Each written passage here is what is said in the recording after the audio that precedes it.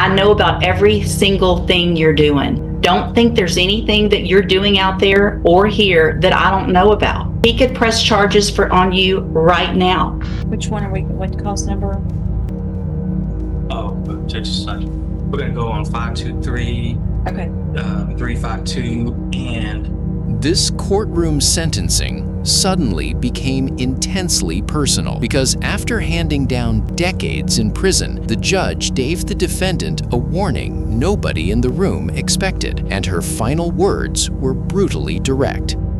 431. Okay. With the dismissal of the remaining case.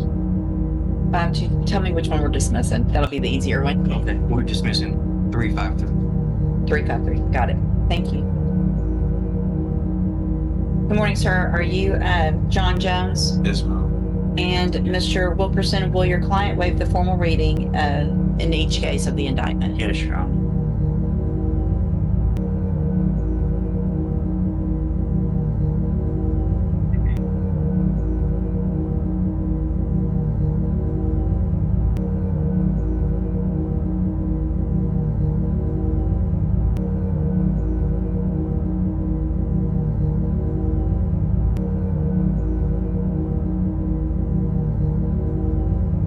And obviously, Mr. Coleman, you've taken everything into consideration with regard to the facts, the jail incidents, as well as the wishes of the family in making these offers. That is correct, Judge. And just for the court's information, there is a member or members of the victim's family here in the present room today. Okay. And I've conferred with her about the case. Okay. The defendant pleads guilty to multiple serious charges, including murder and aggravated robbery. The plea agreement avoids a trial, but the judge makes it clear that his behavior behind bars has already become a major concern.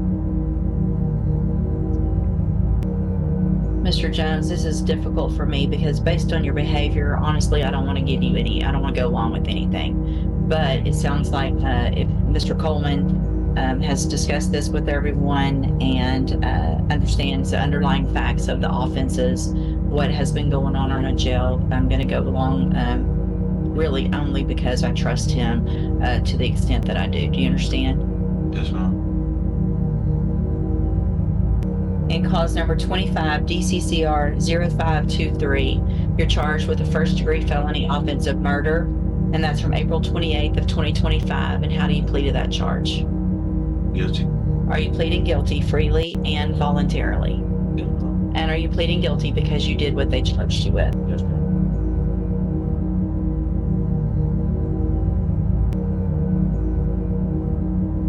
And then in cause number 24, DCCR 2431, you're charged with, and are we going on just,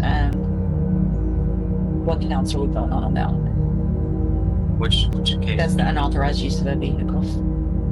Well, it was just the first paragraph. First paragraph should be fine. So the state jail. Yes, ma'am. Well, I'm showing only one paragraph. So it is that. Okay, gotcha. So you're charged in 24 DCCR 2431 with the state jail felony offense of unauthorized use of a vehicle. And that's from October 15th of 2024. And how do you plead to that charge? Guilty.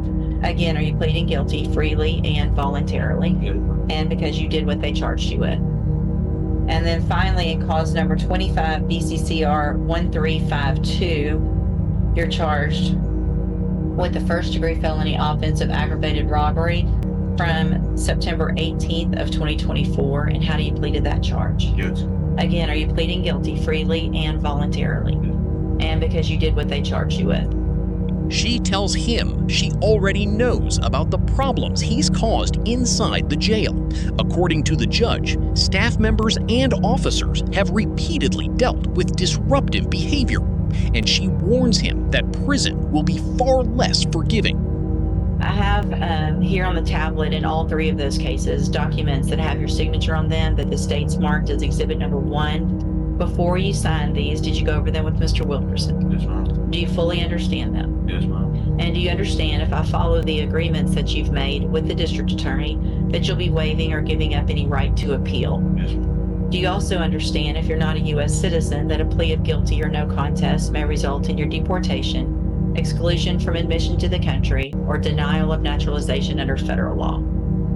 State tenors number 1 in each case. No objection. It's admitted in each case. Is there any evidence that Mr. Jones is not competent? No, Your Honor. All right, sir, in each of your cases, I'm going to find that you entered your pleas of guilty freely and voluntarily. Find that you're mentally competent and you understand the nature and the consequences of those pleas. In cause number 25, DCCR 0523, find sufficient evidence to find you guilty, and at this time find you guilty of the offense of murder. Sentence you in accordance with your agreement to a term of 35 years in the institutional division of the Texas Department of Corrections. You will receive credit on that sentence for any time that you've been in custody that the law gives you the right to receive. In cause number 24, DCCR 2431, find sufficient evidence to find you guilty, and at this time find you guilty of unauthorized use of a vehicle. Sentence you to a term of 2 years in the state jail prison. You will also receive credit on that sentence for any time that you've been in custody that the law gives you the right to receive. And then in cause number 25, DCCR 1352, I'm going to find sufficient evidence to find you guilty, and at this time find you guilty of aggravated robbery. Sentence you in accordance with your agreement to a term of 35 years in the institutional division of the Texas Department of Corrections. You will also... Then comes the moment that changes the tone of the entire hearing. The judge says she would bet money that he will spend the full 35 years in prison unless he completely changes the way he acts, not out of anger, but because she believes his behavior is leading him towards self-destruction. So receive credit on that sentence for any time that you've been in custody that the law gives you the right to receive. I am making an affirmative finding of a deadly weapon in that case. These 3 cases will run concurrently, which means together at the same time. I'm going to hand you in all 3 of your cases the trial court certifications that shows that these were agreements that I followed, and so you've waived your right to appeal. I'm also going to hand you a written admonishment regarding your ineligibility to possess a firearm or ammunition. Because of the judgments entered against you, you're ineligible under Texas law to possess a firearm or ammunition. Possession of a firearm or ammunition could lead to charges against you. If you have questions about the laws that make you ineligible to possess a firearm or ammunition, or about how long that lasts, you can talk with Mr. Wilkerson. Now, let me tell you one more thing, Mr. Jones. You're still going to be in our jail for a limited time before they transfer you to TDC. You will pick up another charge as quickly as you do anything else stupid in our jail or here. And if you think it's funny to ask my bailiff what he would do if you tried to get his gun, you're going to end up with another charge. I know about every single thing you're doing. Don't think there's anything that you're doing out there or here that I don't know about. He could press charges on you right now. But honestly, we're ready to get you out of our jail because you've been such a menace to everyone out there with what you're doing. And let me tell you, when you get to TDC, you think you're funny, you're young, you're not going to get away with what you're getting away with here in TDC. There's some bigger, badder, worse people than you there. And also, if you think you're going to make parole by acting how you've been acting, you're not. I would bet money today that you're going to be in our prisons for 35 years because you don't know how to behave. Prove me wrong, and that would be great if you figure it out and start learning how to mature and act like a normal human being like the rest of us. But my money is on you not doing that. So I wish you'd prove me wrong, because everybody that has to deal with you, they're just doing their job and you're putting them through all that. Is there a victim impact statement? No, Judge. Go back with the bailiff. Thank you. Thank you.